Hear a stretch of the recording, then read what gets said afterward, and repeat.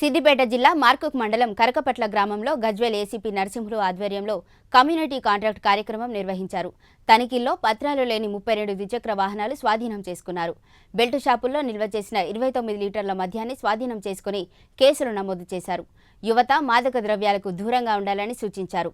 అనుమానాస్పద వ్యక్తుల సమాచారం వెంటనే పోలీసులకు అందించాలని కోరారు.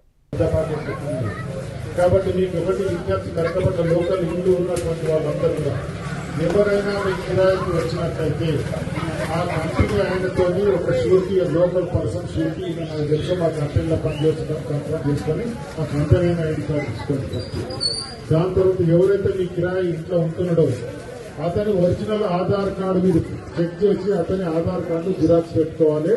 భార్య పిల్లలు ఉంటే భార్య పిల్లలందరినీ తీసుకోవాలి. భార్య పిల్లలు లేక పని చేస్తామంటే అతనికి మేము కూడా పోలీసులు కూడా సహకరించడానికి ఒక డ్రగ్స్ అడిక్షన్ సెంటర్ కూడా ఇక్కడ సిద్దిపేటలో మనకు ఉంది. ఇది వేరే రాష్ట్రాల నుంచి వచ్చినటువంటి అలవాటు. తెలంగాణలో కూడా చాలా వేగంగా ఈ డ్రగ్ సంస్కృతి విస్తరిస్తూ ఉన్నది. కాబట్టి ఇది మొట్టమొదటి స్టేజ్లో మనం అణిచివేయాలి.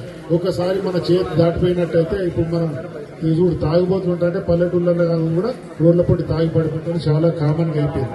రేపు డ్రగ్గులు కూడా అదే విధంగా అయిపోతుంది. అట్లా అయిపోయినప్పుడు ఇక డ్రగ్ చేయనోడు అందరు తాగుతారు, అందరూ యూజ్ చేస్తారని కాడికేస్తే ఎవడు ఎవరిని చంపుతారో అర్థం కాదు, ఎవడెవరితో కొట్లాడుతాడో అర్థం కాదు. కుటుంబాలన్నీ కూడా అస్తవ్యస్తాల పాలైపోతాయి. అట్లాంటివి